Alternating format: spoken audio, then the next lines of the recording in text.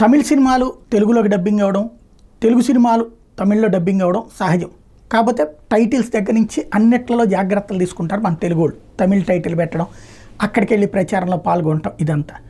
రజనీకాంత్ సినిమాన్న అహంకారంతో దర్శకులు నిర్మాతలు చేశారు, లేదా రజనీకాంత్ పట్టించుకోకపోవడంతో జరిగిందో తెలియదు. కానీ ఏదైతే వేట్టయన్ ద హంటర్ అంటే మన భాషలో చెప్పాలంటే వేటగాడు, ఆ సినిమా వచ్చేటప్పటికి తమిళ్లో ఏ పేరో అదే ఇక్కడ కూడా పెట్టారు, వేట్టయన్ అని.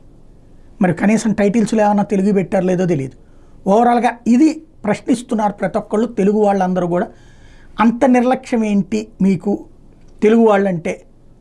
ఇంకోటి, ఇక్కడ అసలు ఎట్లాంటి ప్రచారము చేయలేదు. మనోళ్ళు అక్కడికి కూడా వెళ్ళి ప్రచారాలు చేసి వస్తున్నారు. ఈవెన్ దేవరా సినిమాకి కూడా అక్కడికి వెళ్ళి ప్రచారాలు చేసి వచ్చారు. దీనికి ఇక్కడ ఎలాంటి అంటే తెలుగు వాళ్ళని చాలా లైట్గా తీసుకున్నది వేట్టయన్ సినిమాకి సంబంధించినటువంటి టీం. ఇది ఇప్పుడు సోషల్ మీడియాలో ప్రశ్నల మీద ప్రశ్నలు వేస్తున్నారు.